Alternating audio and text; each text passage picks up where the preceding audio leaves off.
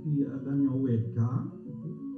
weda, nanti weda ini diartikan atau berarti sebagai ilmu pengetahuan dari urat kata kerja wid dalam bahasa Sanskerta.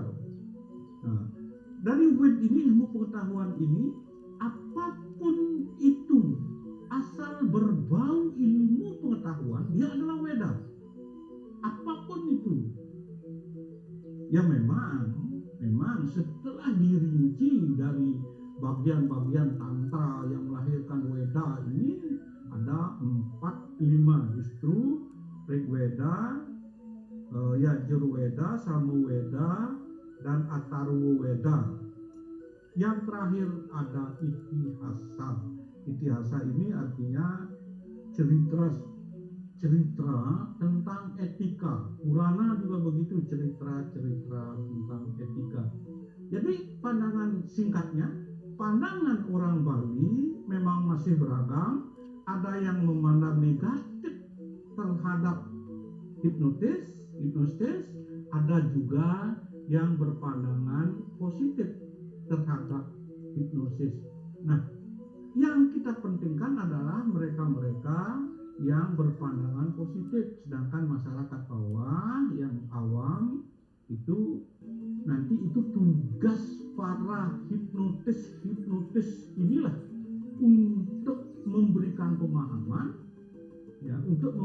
pemahaman, bagaimana sebenarnya hipnotis itu, bagaimana apa saja yang bisa diberikan untuk masyarakat tentang hipnosis itu. Nah, singkatnya seperti itu. Ada dua pandangan, negatif dan positif.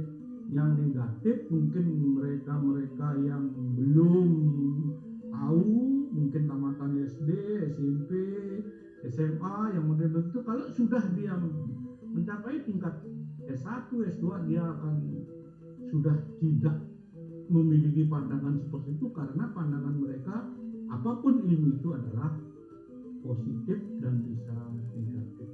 Nah, itu yang bisa saya berikan, Pak Gede. Silakan apa kira-kira yang bisa saya berikan lagi gitu.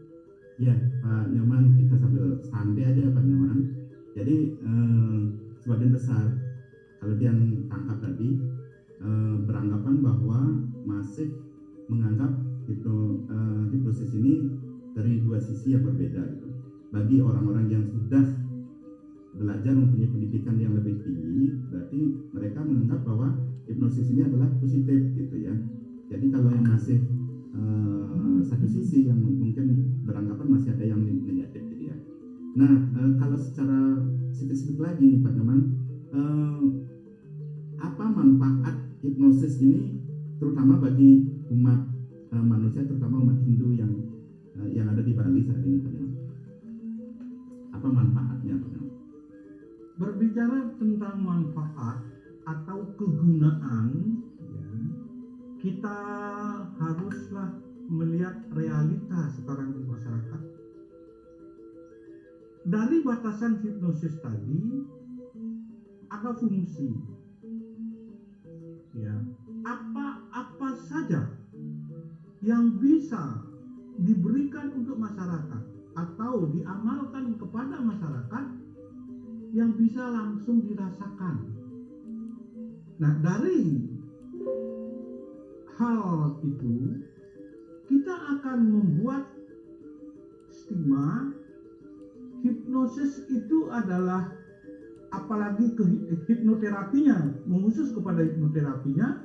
Hipnoterapi tidak lain daripada ya usaha penyembuhan, ya, penyembuhan dengan menggunakan hipnosis, di mana yang bisa disembuhkan itu adalah mereka-mereka yang mengalami gangguan pikiran, gangguan perasaan, dan juga perilaku. Ada 3 hal, pikiran, perilaku, dan perasaan.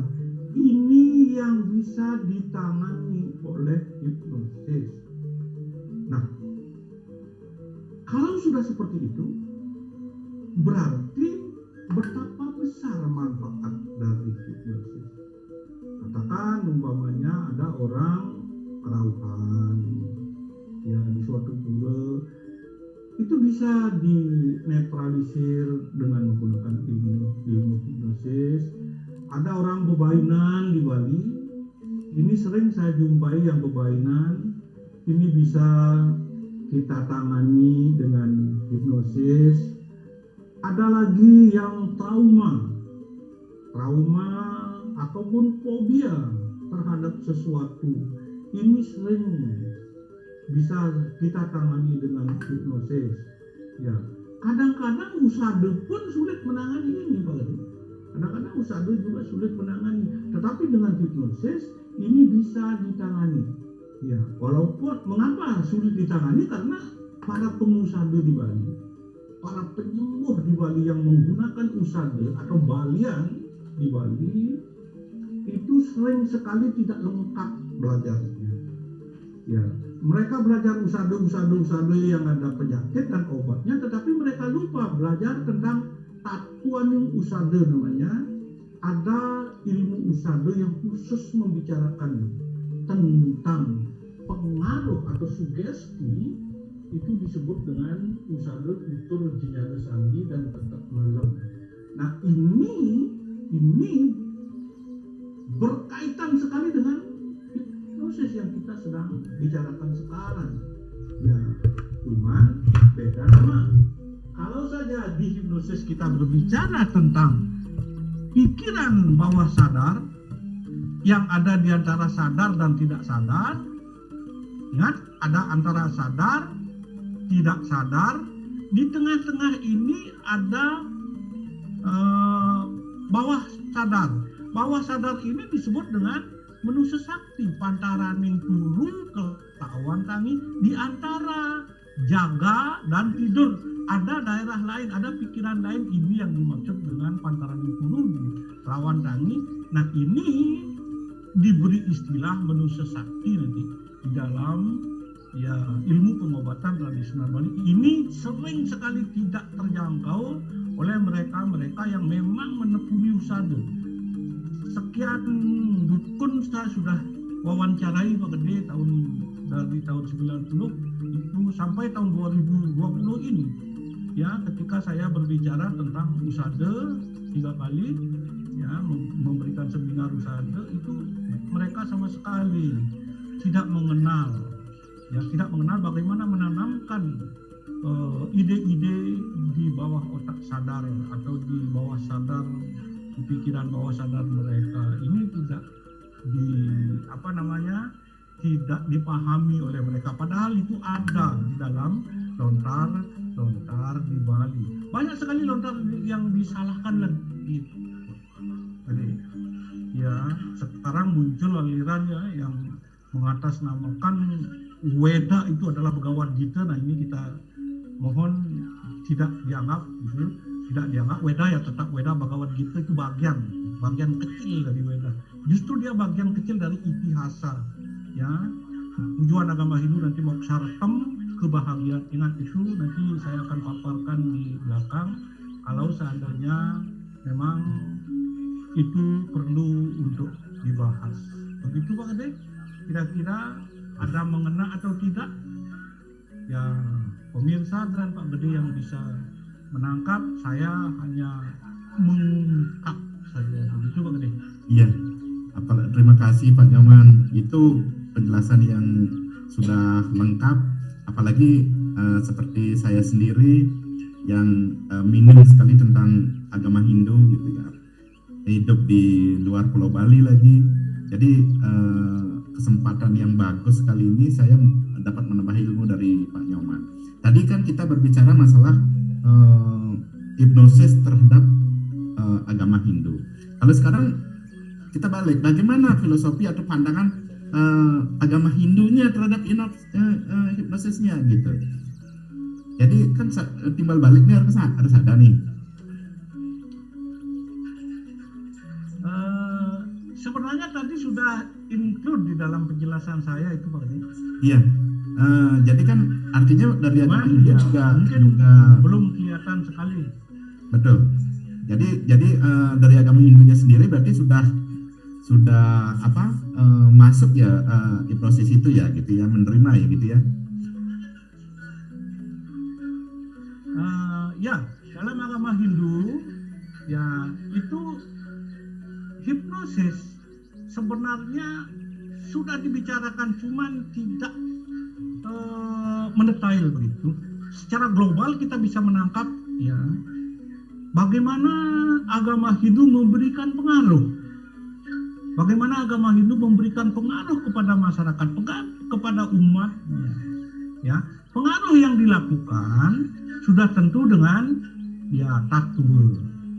Ya, ada 3 kerangka dasar agama Hindu. Yang pertama itu adalah tattoo, yang kedua susila, dan ketiga upacara. Tujuannya apa ketiga kerangka dasar agama Hindu ini? Tidak lain adalah untuk mengantar umatnya untuk menuju ke kebahagiaan. Ya, kebahagiaan yang dimaksudkan ya dalam agama Hindu sebenarnya ada 3, tapi saya tambahkan lagi 1 menjadi 4. Itu 4 yang disebut dengan catur hita karana, 4 pilar kebahagiaan umat manusia. Apa itu keempat pilar kebahagiaan umat manusia? Yang pertama adalah parahyangan. Ya, parahyangan umat Hindu dididik untuk berketuhanan, ya menyembah atau bakti kepada Tuhan. Nah, sudah tentu di sisi lain juga ya harus menghormati orang tua, leluhur. Ya, di sisi lain bukan itu saja, juga harus hormat kepada alam, ya lingkungan, termasuk energi alam, baik itu positif maupun negatif, yang disebut dengan yang negatif itu disebut dengan buta kala. Nah, ini pun dihormati, Pak Kade. Ini pun dihormati. Bukan Tuhan aja yang disembah, tetapi ada juga penghormatan. Saya tidak mengatakan menyembah, Pak Kade. Saya mengatakan penghormatan. Ya, kalau Tuhan, oke, dia manusia, umat Hindu menyembah Tuhan. Dia juga menyembah leluhur, tapi menghormati juga roh bawahan seperti buta kala atau makhluk bawahan. Nah, ini tujuannya apa? Ya, tujuannya apa? Ya, tujuannya tentu kebahagiaan.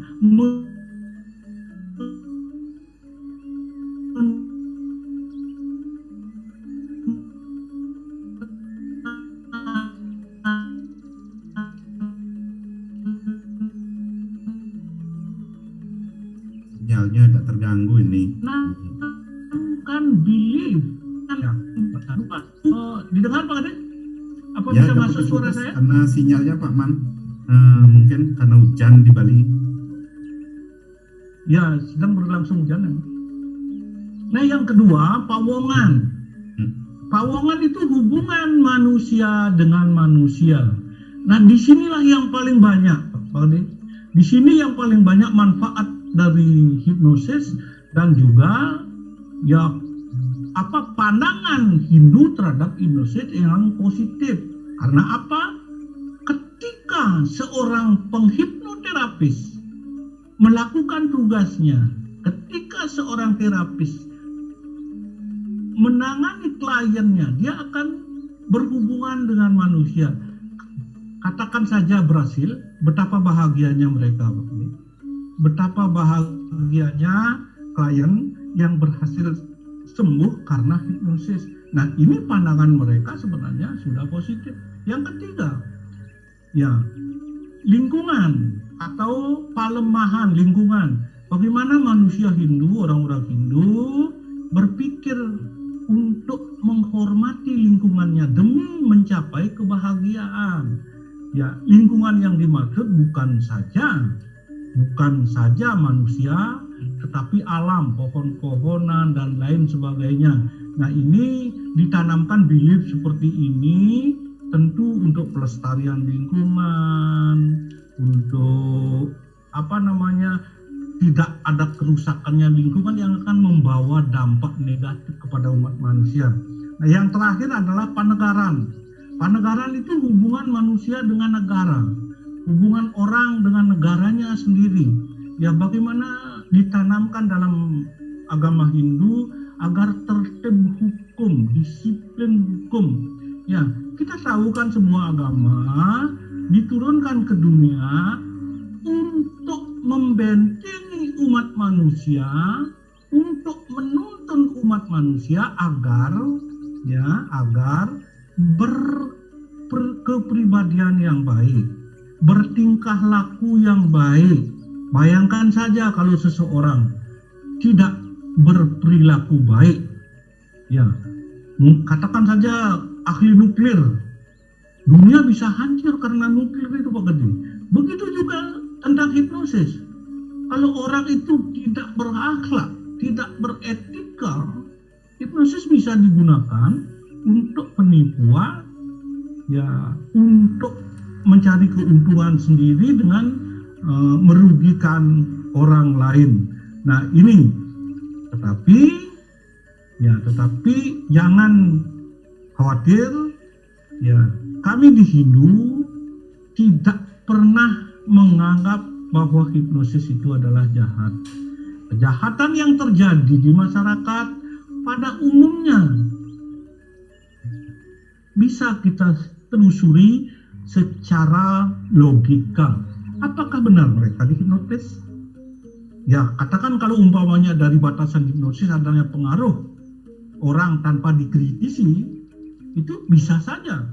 Tetapi lihat, di Hindu itu aja ada ilmu sesirap, ada ilmu bebayi, ada pepasangan, ada acep-acepan, ya, dan sejenisnya yang jahat-jahat itu. Termasuk juga di agama-agama lain yang saya baca, ya, ada juga hal-hal seperti itu. Nah ini tergantung dari manusianya, sebab sebuah ilmu itu akan sama bisa diibaratkan dengan pisau atau pisau bermata dua. Silahkan pisau lah. Kalau pisau kita bawa ke dapur, ya fungsinya untuk memotong bawang, untuk memotong bawang putih, cabai, itu berfungsi dengan baik kan, ya, berguna kan. Tetapi begitu digunakan untuk membunuh orang lain atau untuk merampok, berarti pisau itu akan bisa dikatakan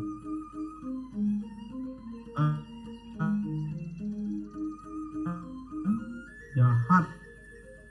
Pandangan kita di Hindu tentang hipnotis. Kalau tadi pandangan hipnosis tentang Hindu itu juga positif, ya, juga positif karena hipnosis digunakan di area-area tertentu dari bidang-bidang agama Hindu seperti ritual, tattoo dan juga di dalam filosofi. Itu yang bisa saya berikan. Mungkin ada yang lain yang bisa saya tambahkan, silahkan.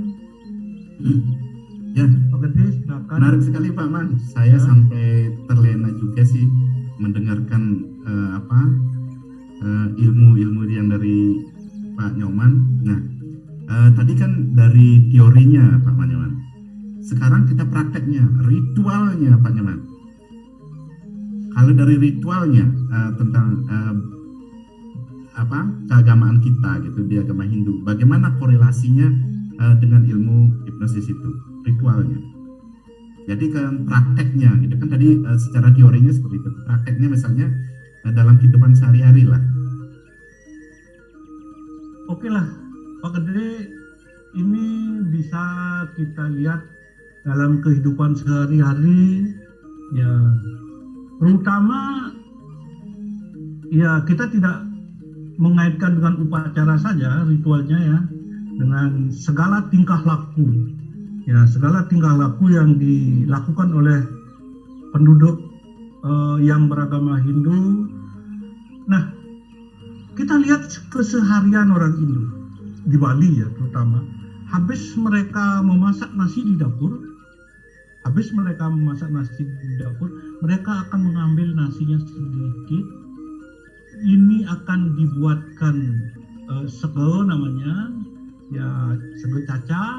Nah ini sebelum mereka makan, mereka haturkan dulu kepada Tuhan yang Maha Kuasa, kepada energi-energi lingkungan, energi alam lainnya. Itu. Nah, di sini ada kepercayaan, ada belief ya dari mereka, dari kita, bahwa kalau tidak melakukan itu kita belum lengkap. Artinya belum ada kenyamanan, ada sebuah kenyamanan, ada sebuah ketenangan, ya, kedamaian di dalam perasaan kita bahwa kita sudah melakukan hal-hal yang positif. Nah, ini baru salah satu segi dari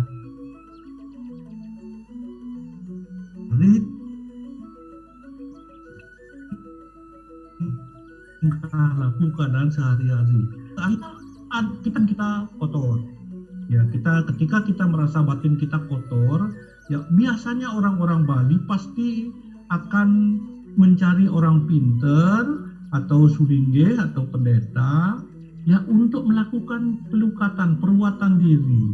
Ya, mereka akan membuat pejati atau prayaschita namanya. Ya, siapapun ditanya orang Bali kalau sudah sesajen atau bentuk prayaschita itu pastilah sudah ya membuat mereka lebih bersih dalam artian batin. Ya, sebab bersih dalam pandangan orang itu ada dua, bersih badan, tubuh, dan bersih batin. Bersih badan mungkin bisa mandi, ya berbaju yang baik, tetapi bersih pikiran ini haruslah dilakukan dengan afirmasi diri. Afirmasi diri itu ada yang berupa sesajen, ada yang dengan pengobatan tradisional di Bali, usada.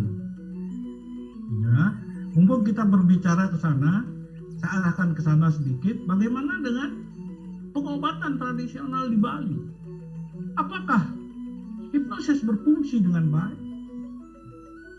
Mari kita lihat. Saya sebagai seorang praktisi usada, ya kadang-kadang tidak menggunakan usada, kadang-kadang menggunakan hipnotis juga.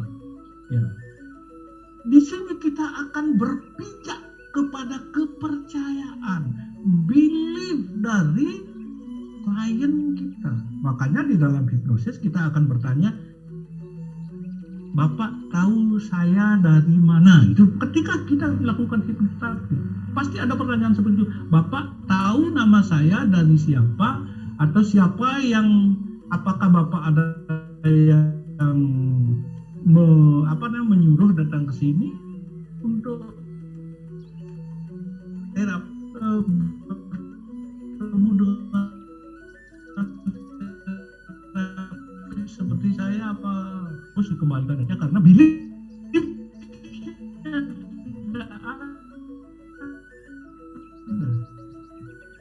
saya dari perasaan seperti ini. Nah, di sini ada belief, ada aguron-guron kalau di Bali, ada taksu namanya.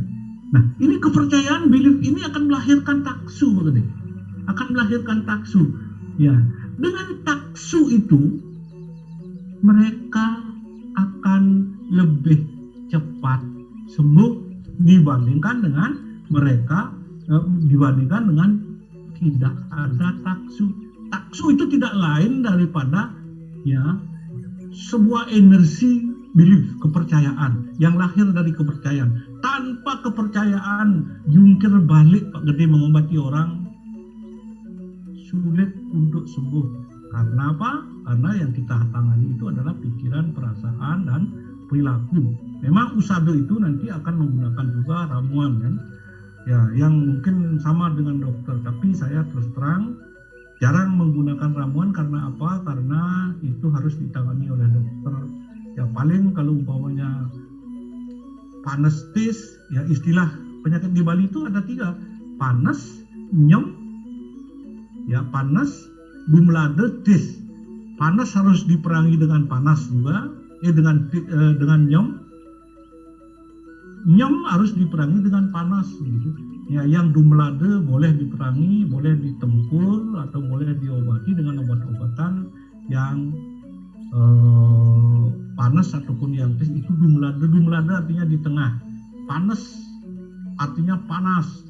Bukan badannya yang panas, tetapi penyebabnya panas. Penyebabnya yang panas.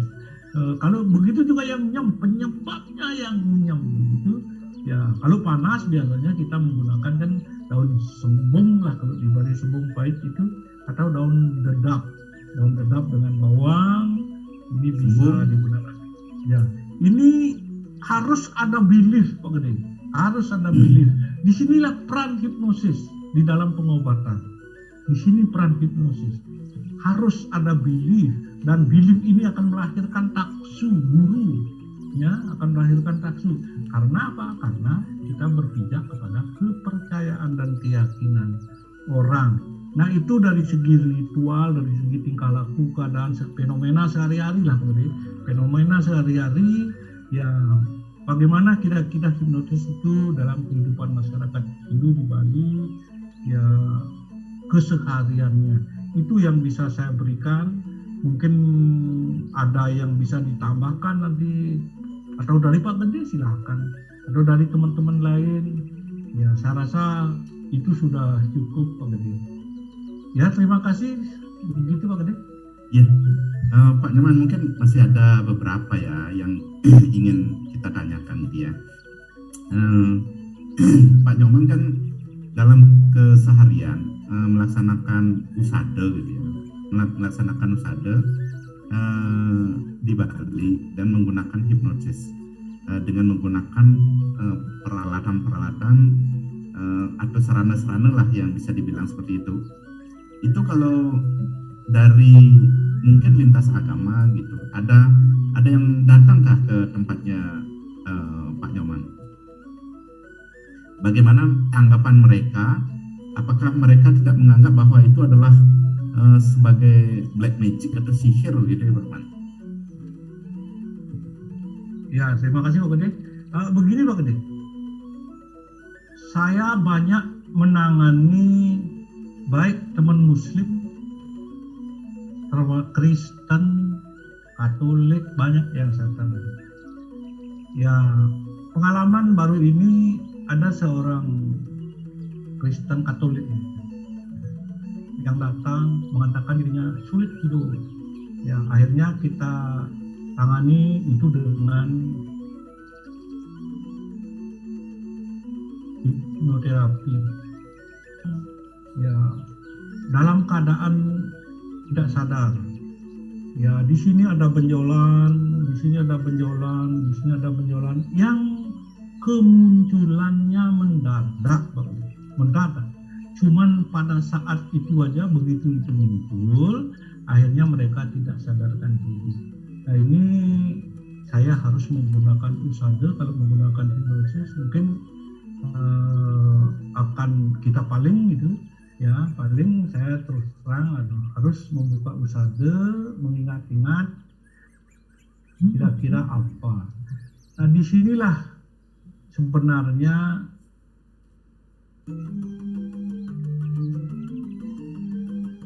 kesulitan kita pada saat apa yang saya lakukan. Tapi kalau dari segi usada bisa, oh ini begini, ini begini. Ya, kita tetap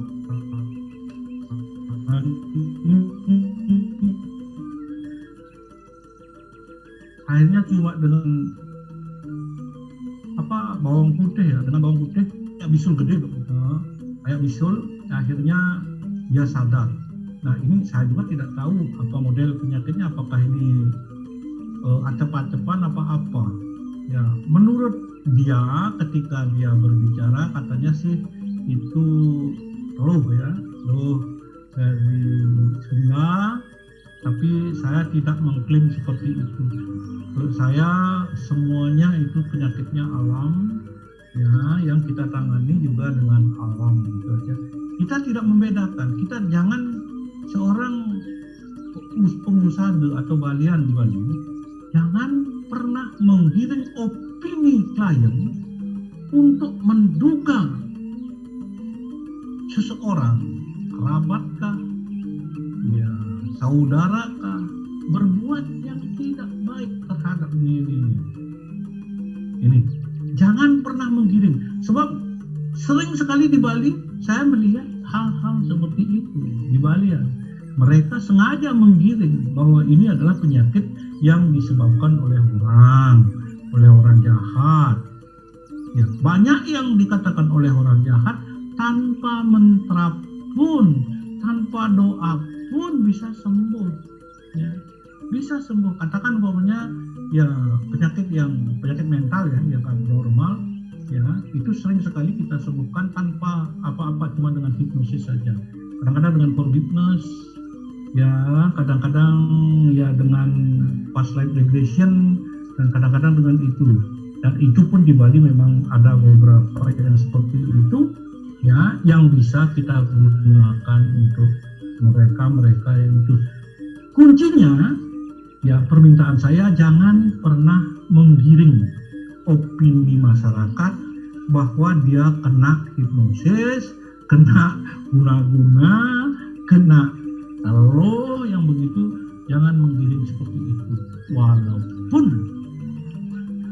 terkadang ada orang yang seperti kerauhan menyebut-nyebut dirinya ya bahwa saya adalah si A yang datang ke sini memang sengaja untuk menyakiti atau membunuh orang ini. Sering sekali itu. Nah, ini yang sering dipercaya juga oleh masyarakat ya, oleh keluarga. Akibatnya tentu bisa kita pikirkan, bisa kita rasakan bahwa akibatnya akan terjadi gap antara keluarga yang sakit dengan keluarga yang dikatakan menyakiti, padahal itu tidak ada. Itu dengan hipnoterapi gampang diobati gitu.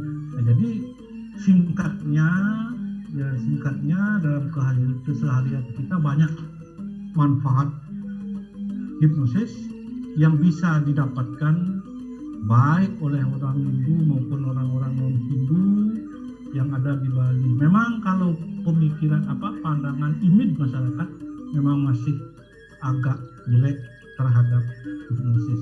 Nah, ini tugas bapak-bapak, ibu-ibu ya yang berkecimpung di dalam hipnosis untuk meluruskan itu, Pak Gede. Terima kasih. Ya, wah luar biasa Pak Man. Sebenarnya tadi saya sudah sempat menjelaskan secara panjang lebar ya.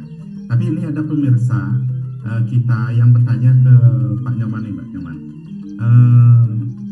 Mau tanya Pak Sukarto, hubungan kepercayaan Leak Bali dengan hipnosis itu bagaimana ya? Oke, kita harus tahu dulu apa itu leak. Kita harus tahu dulu itu. Apakah leak yang dimaksudkan adalah pengiwu penangan? Apakah leak yang dimaksudkan itulah penestia? Kalau leak yang dimaksudkan itu penestiaan, ini sangat berbahaya, dan kita pun di hipnosis menentang hal ini. Ya, tetapi kalau leak itu adalah pengiwu penangan, pengiwu, saya jelaskan sekarang apa arti kata pengiwu. Itu kata dasarnya dari kiwo, dari ki dan wa. Ki itu berarti energi, dalam bahasa Cina disebut qi, ya. Wo itu berarti cahaya, energi yang bercahaya cemerlang. Nah, ini nanti diibaratkan dengan ndih, cahaya ya, oleh orang-orang di Bali. Tetapi kalau kita lihat secara mendetail lontar-lontar yang berbicara tentang pengiwu, penengan, perbolan, itu semuanya berujung kepada kemoksan. Ya, berujung pada kebahagiaan. Kebahagiaan yang dimaksud di sini adalah kebahagiaan rohani nanti di alam baka. Inilah yang dituju. Lantas kalau seperti itu keadaan kemauan pengiwu penengan perbolan, saat kapan dia bisa dikatakan negatif? Memang kalau pengiwu tidak ditantang, kalau pengiwu tidak ditabrak, ya, dia akan diam, dia tidak akan melawan apa-apa. Tetapi begitu dia ditanam, dia akan bangkit. Karena apa? Karena ada roh yang diundang. Orang belajar pengiwu itu adalah orang pengemban roh. Dia akan memanggil roh-roh tertentu untuk ada di samping atau menguasai dirinya. Ini kalau kita di hipnosis, roh pendamping atau istilahnya roh imajinatif, kan? Imajiner. Itu kan ada kan? Nah, di Bali ini juga ada itu. Di dalam ilmu spiritual Bali itu ada, sama kan? Sama. Ya. Nah, sekarang bagaimana? Apakah dia jahat atau tidak? Tergantung. Kalau penestian lebih banyak memang jahat. Tapi penestian tidak bisa dipelajari, hanya bisa dibeli atau diminta kepada orang lain. Ya. Tapi kalau pengiwu, penengen, pergaulan, itu di samping aguron-guron dari guru, belajar dari seorang guru, juga harus ada anugerah Tuhan yang Maha Kuasa. Kalau jahat, mungkinkah Tuhan memberikan anugerah? Tidak mungkin. Jawabannya pastilah tidak mungkin. Sebab Tuhan menciptakan umat manusia, menciptakan agama, itu kan bertujuan untuk mensejahterakan. Ya, untuk apa? Untuk beretika. Agama itu sebenarnya etika. Orang masuk agama A, agama B, agama C agar tahu etika, di samping yakin kepada adanya Tuhan. Nah, itu. Jadi singkat kata, apakah penglihatan itu sama dengan hipnosis?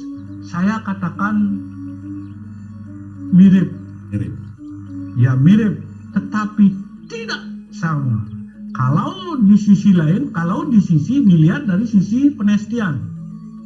Tetapi kalau di sisi pengiwu, kalau dari kacamata pengiwu penengen pergaulan, apalagi kedarman, itu persis sama. Persis sama. Yang membedakan adalah penestian, sebab penestian tidak beretika. Etikanya tidak ada. Sedangkan kita di hipnosis diikat oleh aturan, oleh etika keanggotaan seperti ini, harus begini, harus begitu, kan begitu Pak Gede? Kan begitu ya. Ya. Inilah yang membatasi ruang gerak kita. Tujuannya tentu agar hipnosis tidak digunakan untuk kejahatan. Kalau ada yang menggunakan untuk kejahatan, berarti siap-siap untuk ditendang atau mereka ilegal begitu. Nah, hipnosis yang ilegal inilah sebenarnya yang sering melakukan tindak kejahatan. Ya seperti gendam, begitu. Gendam itu sama dengan sesirap di Bali. Ya ini sering. Tapi sesirap di Bali saya yakini, saya percayai sudah agak punah. Ya, sudah agak punah. Sebab jarang sekali yang saya yang saya tanyakan kepada para orang-orang yang memang belajar spiritual, saya tanyakan, apakah Anda belajar sesirap di mana? Coba tolong dikasih saya mantra sesirap sebentar. Enggak tahu mereka. Pengiwu pun begitu sekarang. Ya, pengiwu yang saya dengar hanya ada di Jembrana sekarang satu orang. Ya, siapa namanya saya sembunyikan, yang bisa memasukkan pengiwu sekarang. Selebihnya omong kosong. Kalau ada orang mengaku bisa memasukkan pengiwu, itu omong kosong. Saya sudah jelajahi kemana-mana. Ya, yang paling banyak kedarman. Kedarman itu dia cuma trisadi aja. Ya, zamannya sudah mulai mungkin udah zaman Kaliuga ya Pak Nyoman ya. Iya. Nah, tadi kalau sepintas sih dari penjelasan Pak Nyoman itu kalau apa sih hubungannya gitu ya? Apa sih antara lihat dengan hipnosis ya? Kalau mungkin bisa disimpulkan dikit ya. Lihat kalau dipositifkan dia akan bermanfaat gitu kan. Tapi kalau diambil negatifnya seperti Desti dan lain-lainnya seperti Pak Nyoman jelaskan, sama kalau kita belajar hipnosis kalau digunakan oleh orang-orang yang salah gitu ya, seperti pisau tadi ya. Kalau di dapur dipakai sama ibu-ibu mungkin dapat menghasilkan masakan yang enak. Tapi kalau preman pasar atau preman terminal yang bawa untuk menakut-nakuti orang dan mencelakai orang menjadi negatif gitu ya Pak Man ya? Ya seperti itulah kira-kira Pak Gede. Dan Ya. tergantung dari oknumnya yang membawa atau yang melakukan. Kalau orang itu memang akhlaknya ya tidak baik, pastilah akan jelek, digunakan untuk hal-hal buruk. Kalau akhlaknya baik, pastilah akan digunakan untuk kebaikan. Ingat di Hindu itu Pak Gede, ya kita diikat oleh subha dan asubha karma, perbuatan baik dan perbuatan tidak baik. Kalau berbuat baik, subha karma, baik perbuatannya dia akan berpahala surga, kebahagiaan. Tapi kalau dia asubha karma, jelek perbuatannya, nanti akan berpahala neraka atau kesengsaraan. Ini yang dipegang teguh, dipercaya, hukum namanya hukum karma pala atau hukum sebab akibat di Hindu. Nah ini di hipnosis kita juga seperti itu ya. Makanya diatur harus etika hipnosis seperti ini gitu. Ya begitu Pak Gede. Ya, udah lengkap sekali Pak Man. Tapi ini ada juga pemirsa bertanya Pak Man. Mungkin ini sekilas ya Pak Man ya. Bedanya kerauhan dengan kesurupan itu apa sih Pak Man? Sebenarnya kalau saya, kalau kerauhan rauh kan, kalau kesurupan surup, kata dasarnya surup. Surup artinya masuk. Sangyang Surya surup aneng wancala. Surya sudah masuk ke peraduannya. Nah, kerauhan rauh.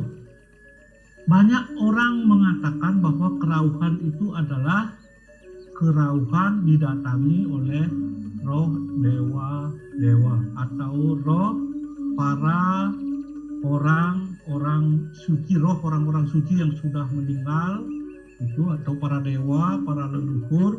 Nah itu yang dimaksudkan dengan kerauhan di Bali. Tetapi dengan kesurupan ya bedanya, kesurupan itu yang surup atau yang masuk ke tubuh manusia itu adalah roh-roh bawahan. Di Bali, di dalam Weda itu nanti akan ada ini Tuhan, ya berjenjang Tuhan, sudah itu bisa dianggap roh yang paling suci, sudah itu para dewa, ya roh tingkat sadil itu manusia, roh tingkat sadil, dan paling bawah itu roh buta kala. Ini yang sering sekali masuk ke tubuh manusia. Ya, tetapi saya beranggapan bahwa roh yang dimaksudkan roh buta kala itu adalah energi negatif dari keras, bukan negatif, energi keras dari alam semesta. Ini yang masuk ke tubuh orang, terkadang bisa berwujud apa gitu, makhluk-makhluk tertentu. Nah, ini disebut dengan kerasukan. Ada lagi kerasukan bebayi gitu. Bebayi itu adalah ciptaan manusia atau imajinasi dari orang yang sakit. Pernah sekali waktu dulu Pak Gede, ada orang sakit yang mengaku, saya pada saat itu belum tahu apa-apa, masih kuliah. Ada orang sakit, seorang cewek, dia sakit, akhirnya mengaku bahwa sayalah yang mengenai bebayi, sayalah yang menyakiti bersama dengan 5 orang. Ya di hadapan orang banyak dia berbicara seperti itu. Nah, akhirnya saya sadar diri, introspeksi diri. Apa benar? Saya belum pernah. Ya, dan memikirkan dengan perasaan benci pun belum pada saat itu sama dia. Justru yang ada perasaan kagum, karena saya kagum bahwa orang itu adalah pacar dari keluarga saya yang saya hormati. Cuman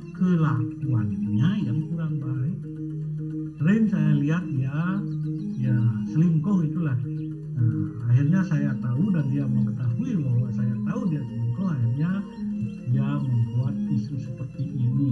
Nah, ada tenen orang kerohan, ya makanya jangan cepat-cepat memvonis orang. Oh dia itu memang disakiti oleh si B. Ini keraukan bebayi namanya. Ya, kerasukan bebayi, bukan keraukan. Ya, mengapa keraukan itu hanya untuk para dewa? Karena kata rauh itu merupakan bentuk halus dari datang, teke, ya, teke, rauh. Nah, pastilah kalau sudah berbicara hormat, ya, NLP ini kalau berbicara hormat berarti ditujukan kepada yang lebih di atas. Apa yang lebih di atas? Roh apa? Pastilah itu roh dewa dewi, roh dewa, ya. Sedangkan kerasukan, rasuk itu sudah sudah apanya lebih familiar, lebih rendah lah. Nah, ada sourcing bahasa di sini. Ada sourcing bahasa dalam bahasa Jawa pun ada kromo, ada muko kan, di Bali juga ada bahasa Bali kasar, bahasa Bali halus, ya, bahasa Bali madya. Nah, tingkatan-tingkatan ini akan berdampak kepada siapa, ya, siapa yang diajak berbicara. Kalau yang diajak dewa dewi ya pastilah halus, rauh gitu, itu betara rauh. Tidak mungkin itu betara teke dibilang gitu, ya. Nah, seperti itulah adanya. Bahasalah yang menentukan, bahasa yang menentukan perbedaan rauh dengan kerasukan. Tapi kalau kita lihat fenomenanya sama saja. Pada fenomenanya artinya sama-sama ada energi lain yang masuk ke tubuh orang itu. Apakah energi itu energi halus, suci? Apakah energi itu energi kasar? Itu toh juga kemasukan, ya, kerasukan, kerauhan. Cuman bahasa yang membedakan, kata-kata yang membedakan. Jadi itu jawaban saya kepada pemirsa yang bertanya tentang itu. Mungkin kalau belum lengkap silahkan ditanyakan lagi, mumpung ya kita masih ada waktu untuk berbincang-bincang tentang ini gitu. Terima kasih pemirsa. Ya, Pak Nyoman, karena berhubung waktu juga dan kasihan juga Pak Nyoman sudah larut malam, yang sita waktunya. Mungkin ini kan baru pertama gitu ya. Nanti mungkin episode berikutnya kita mungkin kita akan bahas bagaimana masalah Lea, masalah kerauhan, kesurupan, kerauhan, atau yang berhubungan seperti itu, kita bahas di waktu-waktu berikutnya ya Pak Nyoman. Nanti kita karena udah waktu juga nih Pak Nyoman bisa sampaikan penutup atau closing statementnya yang tadi. Silakan Pak Nyoman. Ya, sebagai penutup, para pemirsa sekalian yang saya hormati, apa yang saya bicarakan tadi kalau dirinci, dicermati dengan baik, ya pada dasarnya adalah bagaimana ya pandangan orang Hindu terhadap hipnosis, dan juga bagaimana pandangan hipnosis tentang agama Hindu. Nah, keduanya memiliki korelasi yang begitu bagus, ya. Hipnosis ya dengan ilmu pengaruh atau sugesti itu juga berperan. Padahal sekarang pun kami di Bali sedang, ya, sebagian masyarakat sedang dihipnosis, ya, sedang disugesti oleh paham yang bukan Hindu, nanti mengatakan bahwa ini adalah ajaran Hindu. Banyak anak-anak muda yang sudah kena seperti itu, ya, banyak sekali, apalagi sampai mengubah ya kitab suci Weda menjadi Bhagavad Gita begitu. Nah, ini dilakukan oleh golongan yang namanya Hari Krishna sekarang di Bali. Nah, padahal kami di Bali ya memandang apapun itu sama, ya. Hipnosis adalah ilmu yang sangat berguna bagi kesejahteraan umat manusia, khususnya yang beragama Hindu, umumnya umat manusia secara menyeluruh.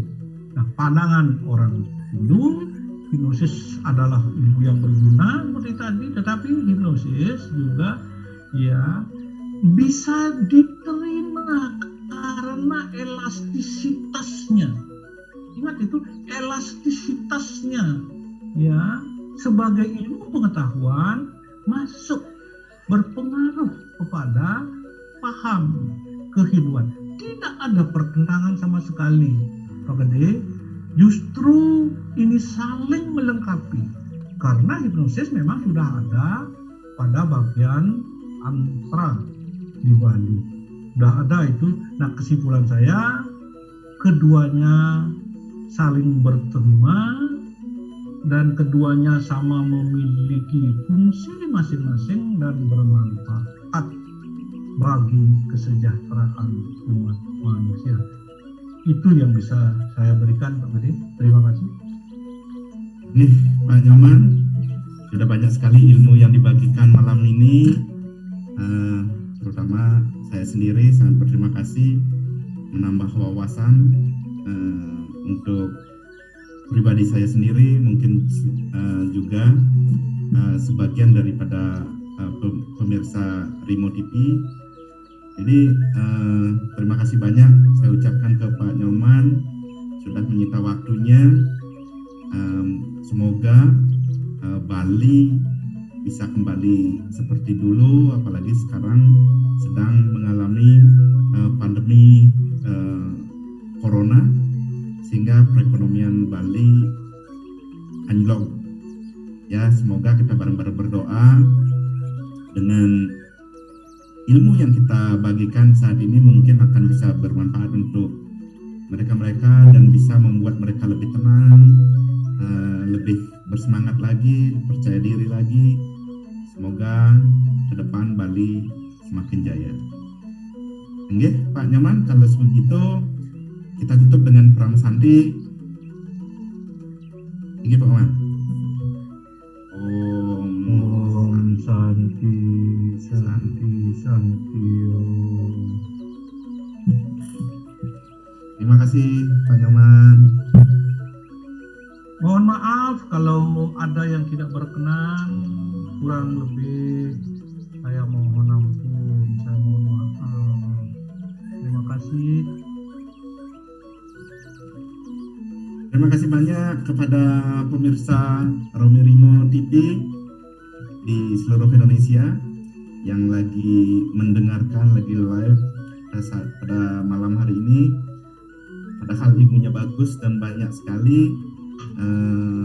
Kita butuh banyak sebenarnya pencerahan tentang ilmu-ilmu hipnosis dan yang berhubungan dengan keyakinan kita di Bali juga, karena waktulah membuat kita harus berpisah dan turun dari udara gitu. Nah, itu aja. Terima kasih banyak kepada teman-teman pemirsa Romi Rimo TV. Semoga apa yang kita baru sampaikan, pesan-pesannya semoga bermanfaat untuk kita semua. Selamat malam, selamat beristirahat.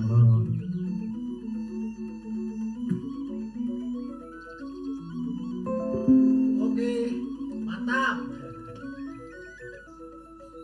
Udah, sip. Udah. Oke, kita turun dari udara Pak Man. Pak Wid. Sudah Pak De. Nah, kita tinggal manggil teman-teman kita untuk masuk jum. Mantap. Ngalir bagus. Mengalir dengan bagus. Sukses. Turun. Udah Pak De. Ini Ini jom sudah, ini jom, bukan lem. Oh iya. Begitu Pak D selamat malam tadi udah saya tutup. Ntar yang lain. Koreksi dikit Pak. Mantap Pak Man, udah gak ada yang ini. Wah luar biasa. Ini paling sukses ini. Suaranya apa bagus? Karena saya maksimal ngontrolnya.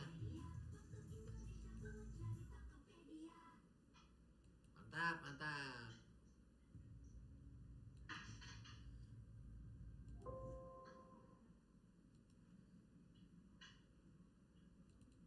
Bagus Pak D. Sip.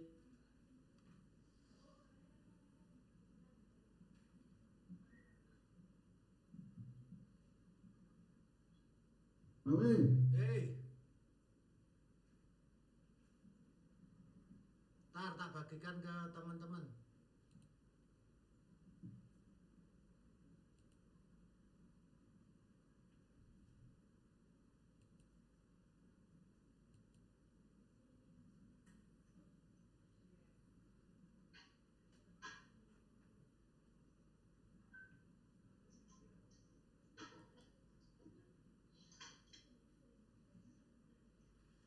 Mantap, mantap. Ya Pak Win. Mantap Pak. Pak Nyaman, ini kayaknya perlu episode 2 ini. Karena banyak yang nanya tadi. suaranya Pak Win, suaranya Pak Win. Suara saya kenapa? Hilang ya? Jauh. Bentar. Agak di dalam suaranya. Oh. Sekarang masih? Masih Pak?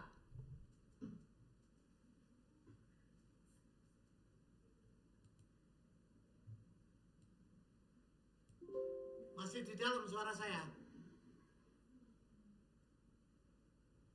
Masih.